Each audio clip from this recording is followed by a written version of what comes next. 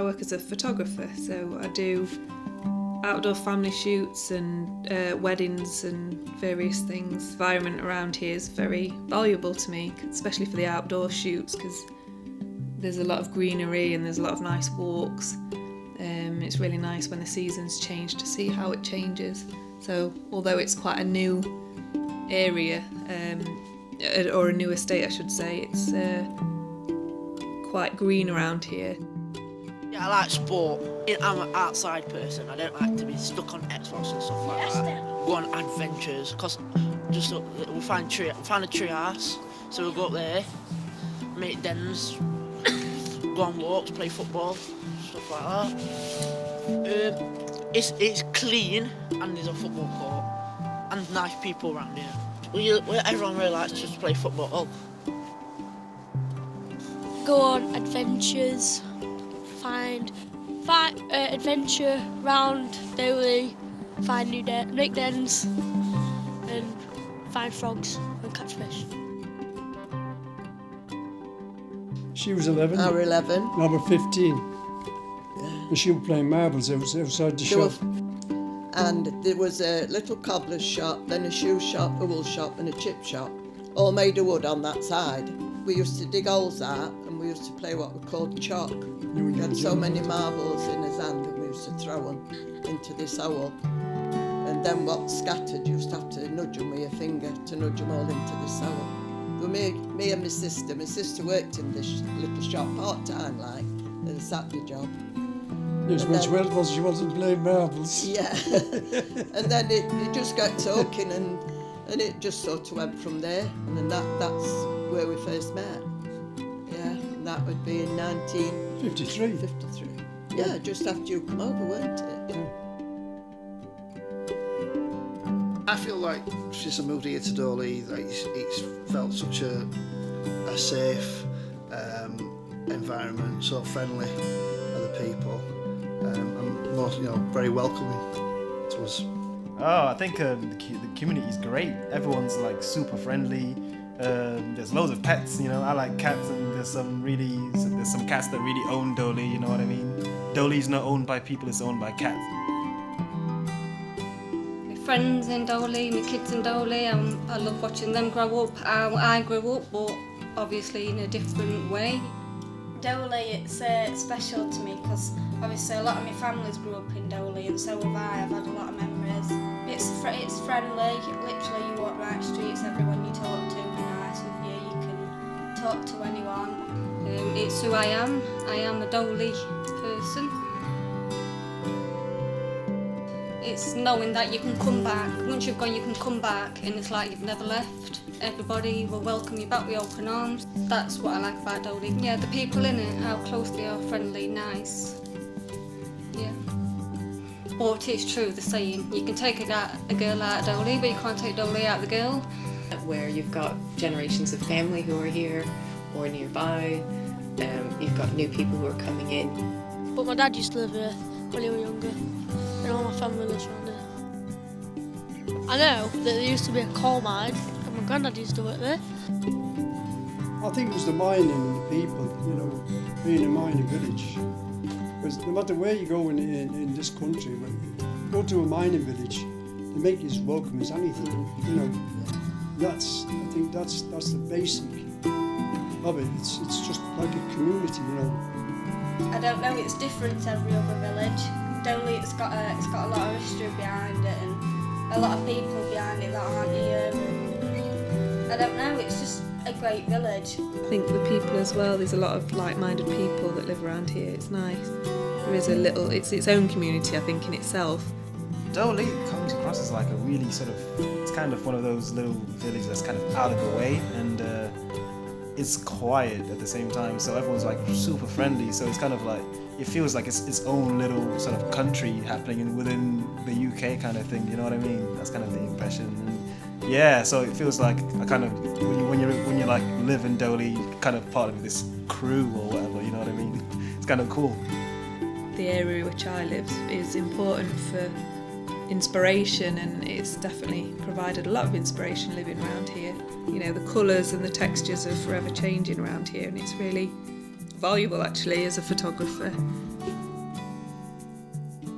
brook, I used to play on there, but when you fell in, I used to come in and I used to be soaked and I used to have like little worms in my shoes. One of my best memories was catching my first ever fish. He come bolting up the path. We were here, weren't we? Yeah. Rose, quick, put some water in the bath. I says, why, what's bloody up? I thought he'd got wet through and he would coat. He says, look where I've got. He got a box for the 9 or 10. Yeah, little tiny ducklings are only as big as that. They were trying to get up the trying to get up the causeway. They kept trying to get up on the cave and they couldn't get up. Mother had gone and you know, and she'd abandoned them. So I brought them home and anyway. We had them in bath, didn't we? I had them in bath and were teasing them. And I took them to a bloke up here and he had a Boston, he had a lot of fowls up there. So. Our kids rolled their eyes up when you took them in. Oh, they were heartbroken. They wanted to keep it, baby ducks. It's made me look at life in a different perspective. Coming from the city, moving here, I've been able to spend more time with my children, in fact get involved in the school and get involved with their education. We're still here because we like it, it's home now. The house is as we wanted and we're comfortable, we like the village. Wouldn't change it. Wouldn't change it. I wouldn't have changed my move from America either. It's home now. In the future, I probably imagine that the community is going to get stronger. 64 years. Yeah. That's how long we've been here, in the village. I think it's where it is, its history and the people behind it. I believe it's got such a rich history and, you know, such diversity of people from different backgrounds. It put together, I think it's a perfect blend. Yeah, I grew up in Doe Lea, and that's where my family in. Like a memory, capturing a memory, and I really enjoy looking back at, you know, I have personal work as well as what I do for other people, and it's nice to look back on imagery and it really evokes memories of that particular time, and it's just nice to have, it's almost like a diary if you like, of not just your work but what you was doing at that particular time.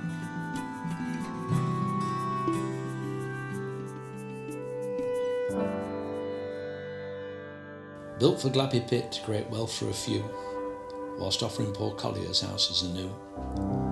Days, afters and nights with coal dust aplenty, with shifts full of darkness in the deep hard old low main, a life full of hardship and a great deal of pain. Still the camaraderie was good, and if you fell down on your luck, the village mucked in to help carry you through. Sunday brought tin bath night ready for school in the morning, getting as close to the fire as bare skin could face. 2 cast iron irons on the fire front, but only for the shirts and Dad's suit trousers, a rope with a pleat and a neat fold for the rest. Long hot days on the roly-poly bank with its soft silky grass.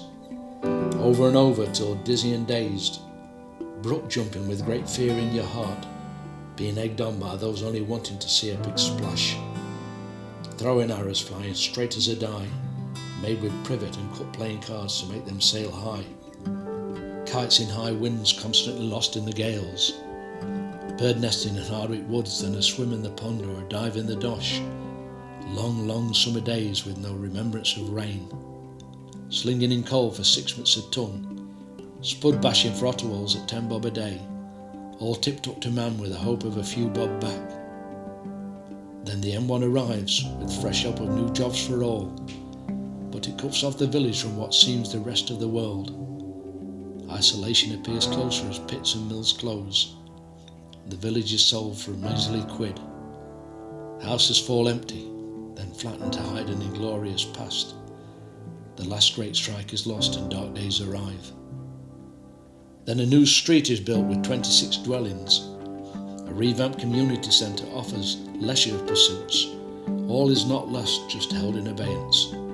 20 plus years and a hell of a fight sees hundreds of new homes full of a commuting workforce, coming and going with no sense of the past, and constantly on the lookout for whippets and flat hats. Harry's Willow Walk takes shape offering new grass slopes and steps. Each winter and springs bring growth and new species, and a space is created to honour those past. Dog walkers appear daily socialising their pets.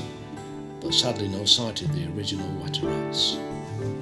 The community centre grows with activities anew, while the stoop fights to stay open most nights of the week.